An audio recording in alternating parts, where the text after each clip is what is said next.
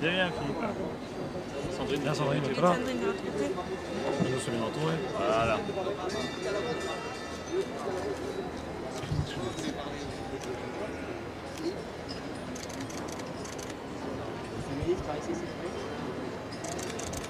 Merci.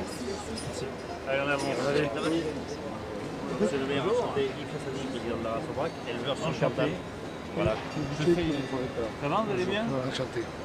Je suis un grand promoteur de la race Aubrac. Oui, on l'a bien compris, on Parce sait que, combien vous êtes attaché à la ruralité.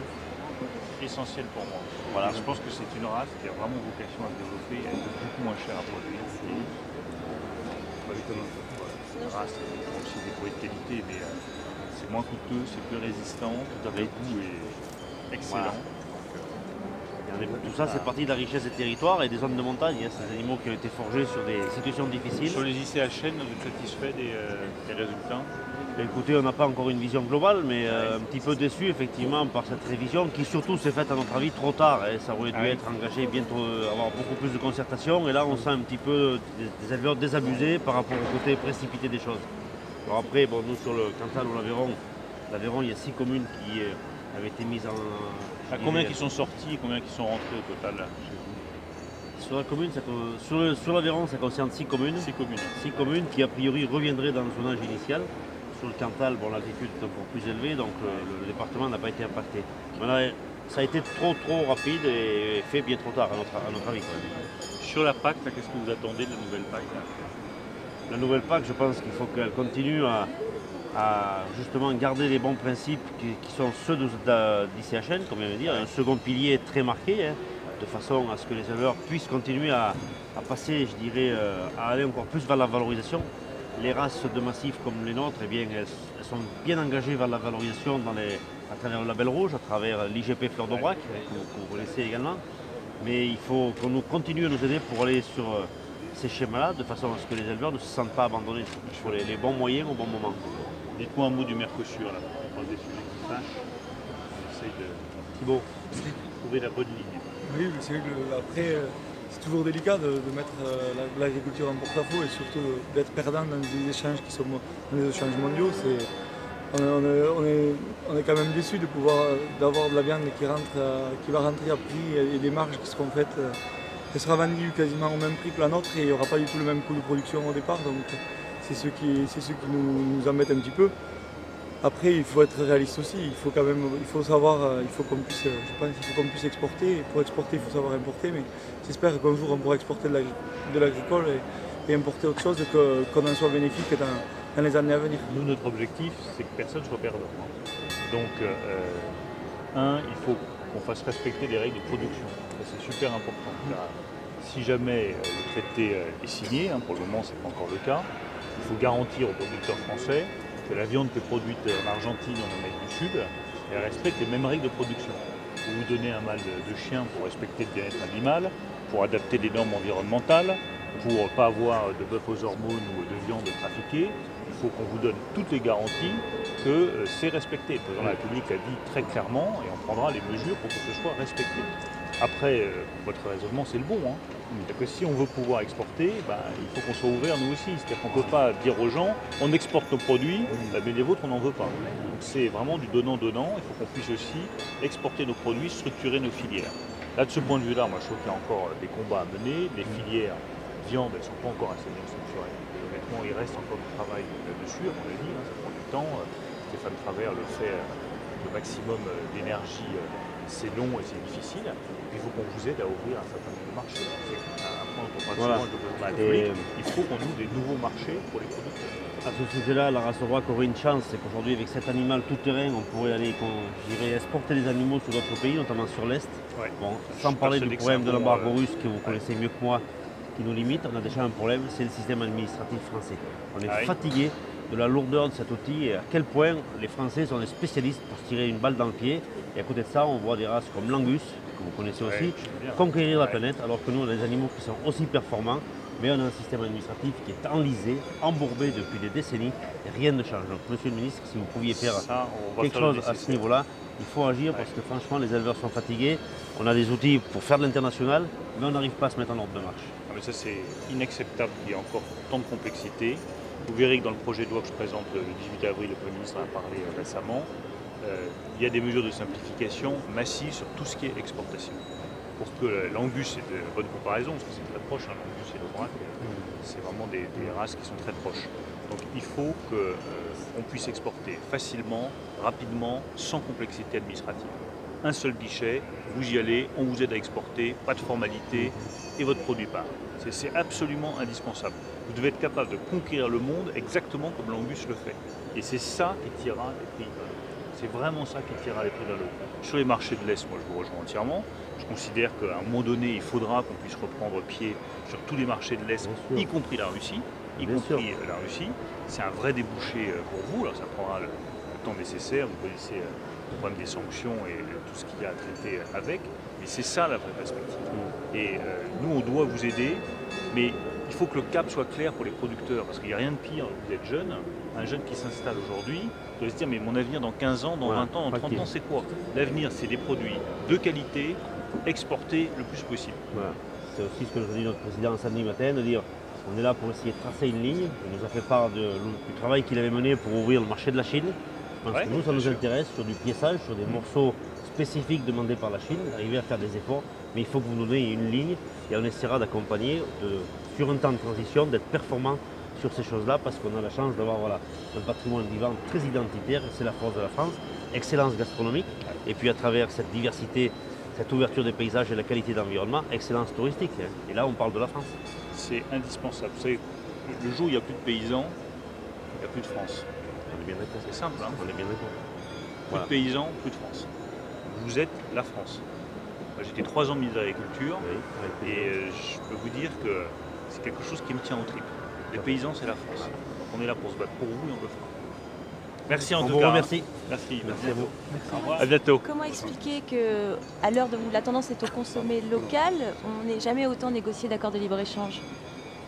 Mais les deux ne sont pas incompatibles. Hein. On peut très bien importer des produits complémentaires et valoriser la consommation locale. Moi, je suis très favorable à cette consommation locale, très favorable au consommer français. L'étiquetage des produits français pour montrer aux consommateurs d'où vient le produit, comment il a été produit, dans quelle région, dans quel département, dans quelle commune, ça me paraît absolument essentiel. Et après, le consommateur fait son choix. C'est au consommateur de faire son choix, mais pour lui laisser cette liberté-là, il faut qu'il soit parfaitement informé, et puis il faut qu'on préserve nos producteurs français. Vous savez qu'il y a des inquiétudes sur le bœuf aux hormones, notamment sur les tests aux frontières avant d'arriver en France. Comment est-ce qu'on peut contrer ça? L'exigence absolue, ça doit être le respect des règles de production par tous les producteurs lorsqu'on conclut un accord commercial. On impose à nos producteurs des règles qui protègent le consommateur, des règles de bien-être animal, des règles environnementales, des règles aussi sur les produits qui sont donnés aux bêtes, pas de bœuf aux hormones en France. Eh bien, ces règles elles doivent être les mêmes pour les produits que nous importons, notamment des pays d'Amérique du Sud, si nous concluons l'accord sur le Mercosur. Et je crois que c'est un des éléments clés sur lesquels nous devons rassurer nos producteurs, c'est avoir tous les contrôles nécessaires pour nous assurer que les bêtes qui sont importées en France, elles sont produites dans les mêmes conditions, avec les mêmes exigences de santé, d'environnement et de bien-être animal. Mais vous comprenez leur inquiétude? Bien sûr, si je suis ici pour échanger avec eux, c'est qu'il y a des inquiétudes. Le président de la République les a écoutés, le Premier ministre les a écoutés, le ministre de l'Agriculture aussi. Moi j'ai été 3 ans ministre de l'Agriculture, j'ai un attachement vraiment profond à la paysannerie et à l'agriculture française. Il y a des choses qu'on peut faire d'ailleurs au ministère de l'économie pour aider les producteurs, je pense en particulier aux dispositions fiscales. On peut améliorer la fiscalité agricole et je souhaite améliorer la fiscalité agricole pour les producteurs français. Mais venir ici, c'est d'abord témoigner de l'amour aux paysans français, de l'amour, et c'est les écouter pour voir comment est-ce qu'on peut répondre à leurs inquiétudes. Et c'est quoi votre vision de l'agriculture à 5 ans en tant qu'ex-ministre de l'Agriculture? Ma vision, c'est une agriculture qui fait des produits haut de gamme, de qualité, parce que c'est là-dessus qu'on se différencie. Le bœuf français, il est meilleur que les autres. Le vin français, c'est un vin d'exception. Les fruits, les légumes, le lait français, ce sont des produits d'exception. C'est ça, pour moi, la voie. Des produits de qualité, des produits qui ont de la typicité, de la singularité, de la force, du caractère. L'agriculture française, elle doit avoir du caractère. Et puis l'exportation. Parce que quand on a des bons produits, on les exporte et ça tire les prix vers le haut. Et donc ça tire les rémunérations des producteurs vers le haut. Tous ceux qui aujourd'hui regardent l'agriculture avec nostalgie, vous vendent la fermeture des frontières, le protectionnisme, vendent du mensonge et des illusions aux agriculteurs français. Ils vendent la paupérisation de l'agriculture française. Parce que le jour où vous fermerez vos frontières, où vous claquemurerez à l'intérieur de l'Hexagone et que vous empêcherez vos producteurs d'exporter vers le continent américain, vers l'Asie, vers le Maghreb, eh bien ça entraînera l'agriculture française à sa ruine et à sa perte. Nous, ce que nous voulons avec le président de la République, c'est au contraire une agriculture conquérante. Quand on est bon, on est conquérant. L'agriculture française est une des meilleures au monde. Elle a des produits qui sont exceptionnels, elle a des producteurs qui ont des générations d'expérience et de savoir-faire. On a des territoires qui sont uniques au monde. Eh bien, on les valorise, on les défend, on les protège et on exporte nos produits parce qu'ils le méritent et parce que c'est ça qui donnera une meilleure rémunération aux producteurs. Merci.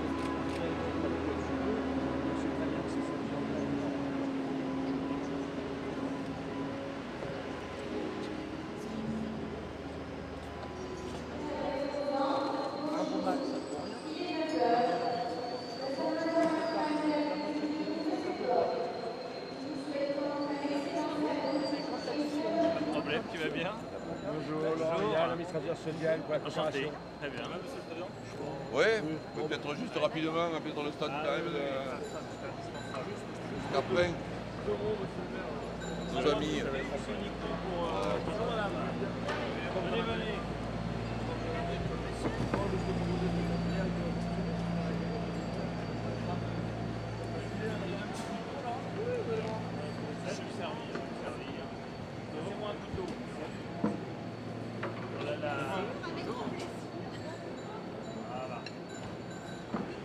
Allez, qu'est-ce qu'on va prendre?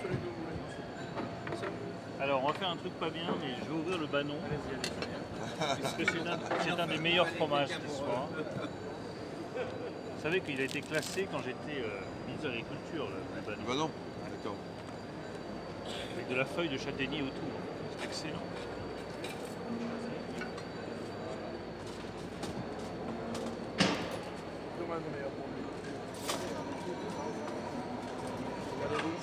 C'est important de garder ce savoir-faire aussi du produit fermier. Là, Le petit rocamadour. Ah mais ouais. Tout est chez nous, allez, on est en France. C'est chez nous. On va régionaliser les choses. On fait un verre de lait avec. Ouais. J'adore le fromage. J'adore ça. Comme quoi, à la fin, il dirait moi je peux pas défiler. Et le seul truc, moi le soir quand je rentre tard, je prends un petit bout de fromage, un verre de vin. Voilà, c'est le bonheur. Un petit Saint-Fleur de Touraine. La même bâche là, c'est qu'il les connaît tous. Si tu as besoin de quelqu'un qui connaît bien Ah le nom des fromages, je pense que C'est qu'il les connaît tous. on ne le savait pas. Mais...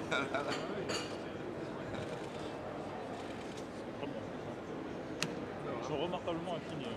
Ah oui, je pense qu'il y a des produits de qualité là, ouais, c'est remarquable.